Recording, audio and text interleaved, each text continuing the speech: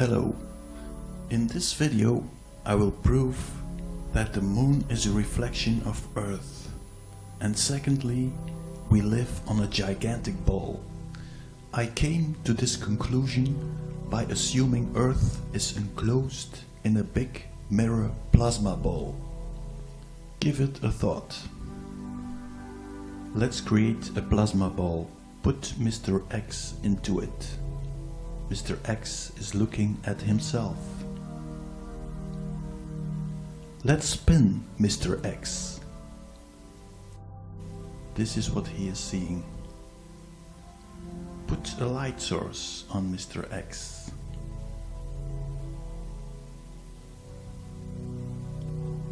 Now let's speed up the moon and put it next to Mr. X.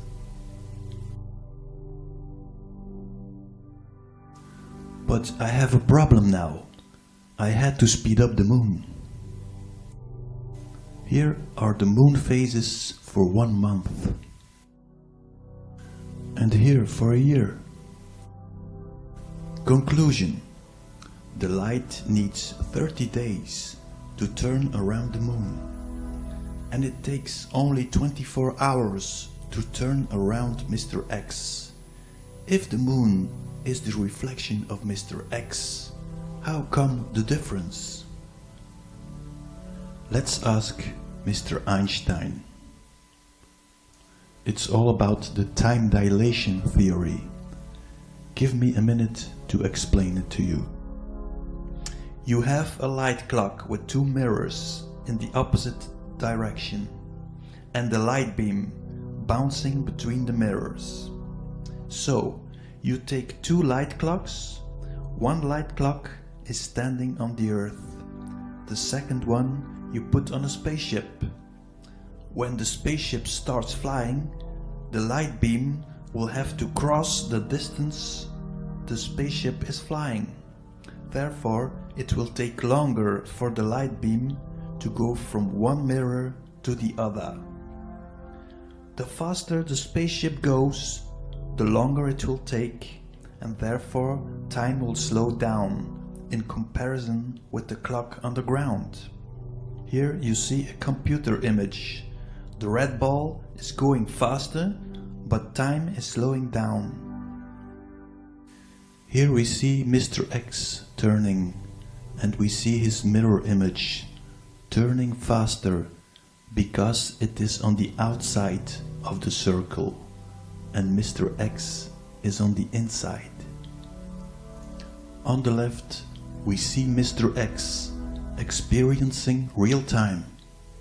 On the right side we see the mirror image slowing down due to time dilation.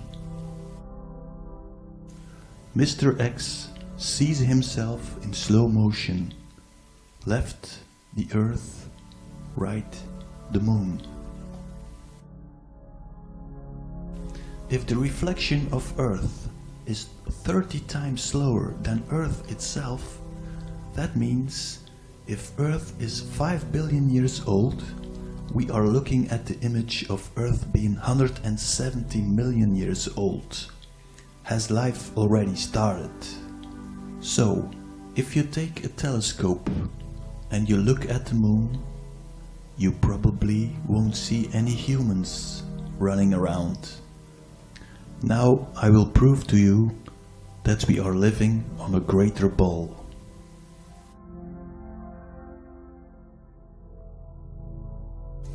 What if Mr. X would wonder, hey, I'm always seeing the front of my face.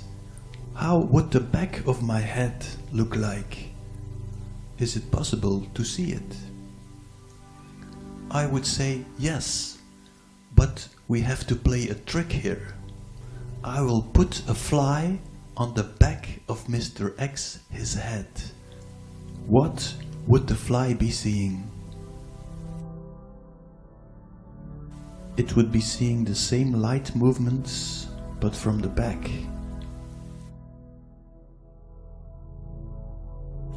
So let's take the little ball theory. Let's take the United States. let's presume that the USA is the front side of Mr. X. Then we take on the opposite side of Earth, we have Europe, and we would make that the fly side. So, what would the United States see as their reflection? They would see this. And what would Europe see as their reflection? They would see this. They would be seeing different moons. But everybody is seeing the same moon. Therefore, we must be all on the same side. But now, we face an even bigger problem. Because if the moon is our reflection, and we are all at the same side, we are all at the same moment in darkness or in daytime. To understand this, we have to put the sun into the equation. What is the sun? Well, for this I'll make a hypothesis. You don't have to agree, but it really makes no difference for the rest of the theory. So, you have the plasma ball being heated up by an outside source. The ball is heating up and forming a blister, a ball with heated plasma, boiling and turning around and shooting solar flares. So, Mr. X is sitting in the plasma ball, spinning around, and he will see the sun. The first time he will look straight into the sun. This will result in this image. Mr. X cannot see his mirror image because he is looking straight into the sun. But Mr. X will see the sun a second time. The moment when he is with his back at the sun, he will see the reflection of the sun in the plasma belt. So Mr. X will see this image. So, if I make an animation of this, this is the result. Now, if Mr. X thinks he is looking at the moon, he thinks, look, the sun is turning around the moon, or the moon is turning around the sun. Or if Mr. X realizes he is looking at his mirror image, he thinks, look, the sun is turning around me. Wrong again.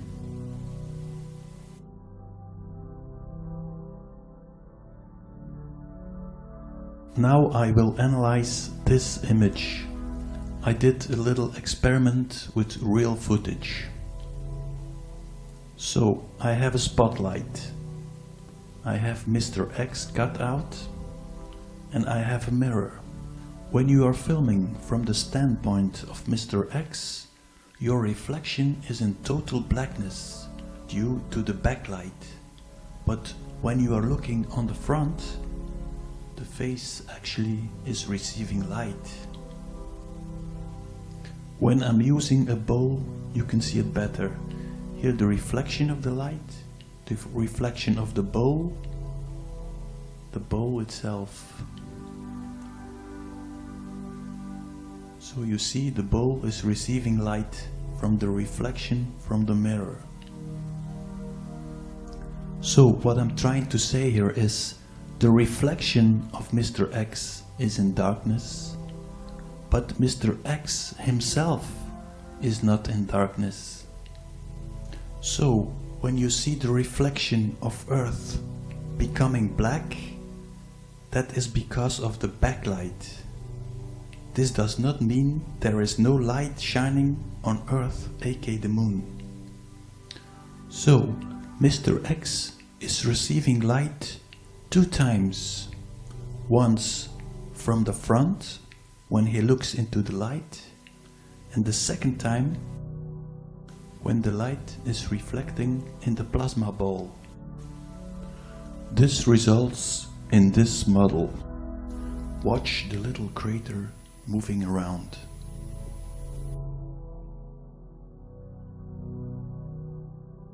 So why did I put a crater in the ball? I was observing the moon's surface and I thought, meteorite impacts? No way. Now, that's more like it. But then you need air. Another reason to reject the idea that the moon is a rock in space. So let's take one air bubble and compare that with the moon craters.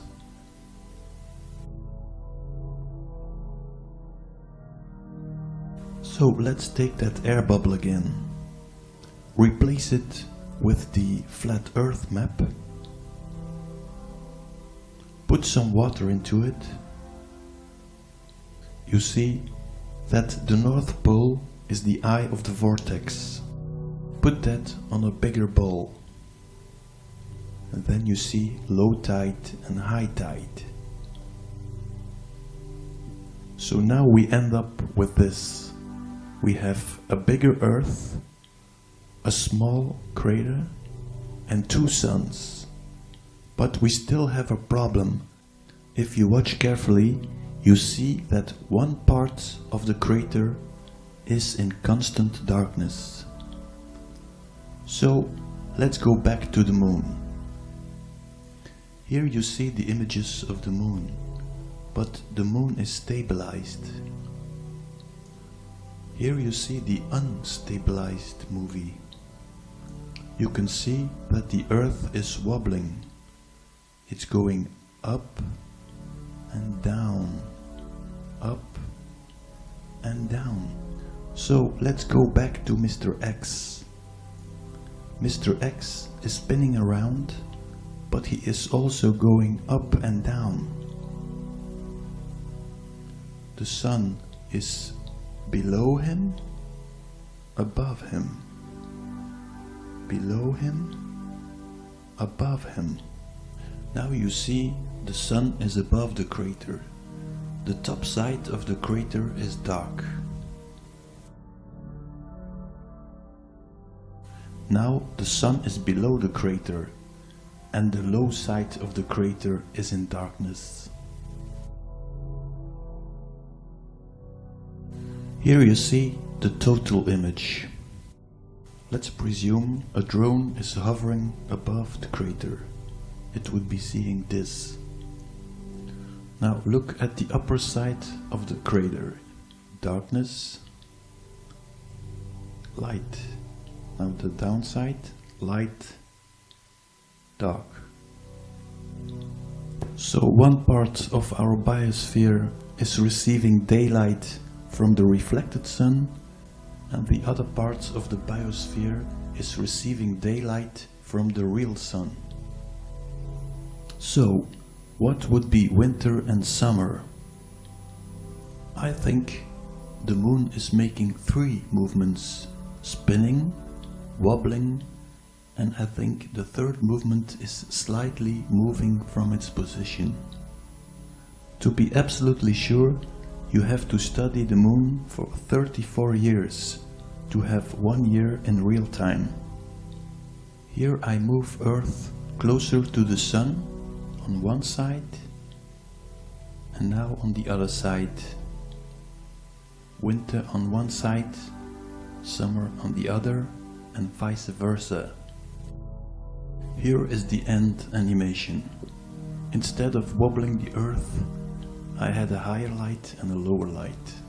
That would give the same effect. Now we have the final question. Where exactly on the moon is the Earth situated? To examine this, I have taken one movement of the moon and I have lit up the dark side.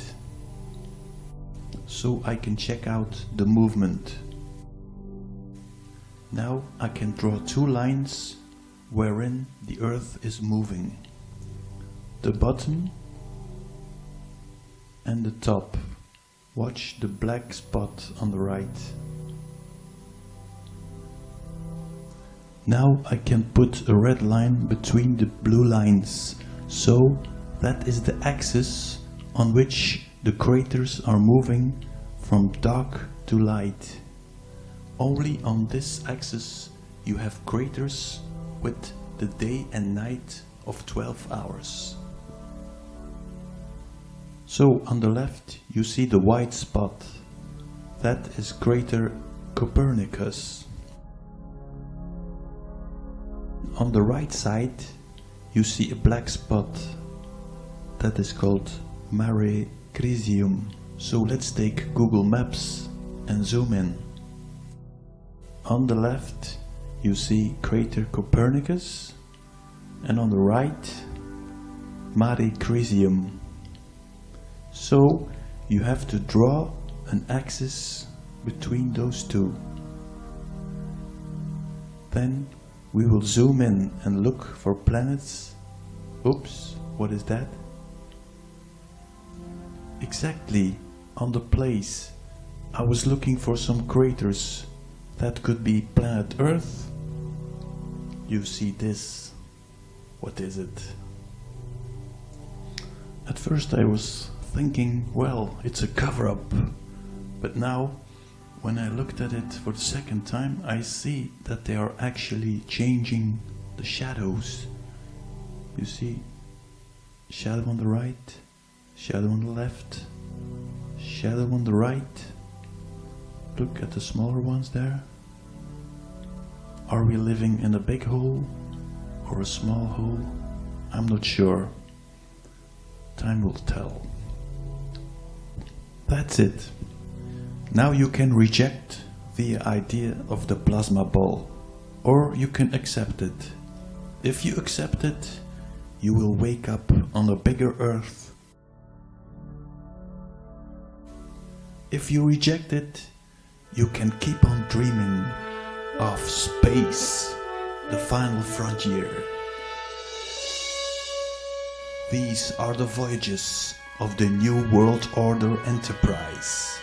Its continuing mission to invent new worlds, to destroy our lives and our civilization, to sell more lies than anyone has done before.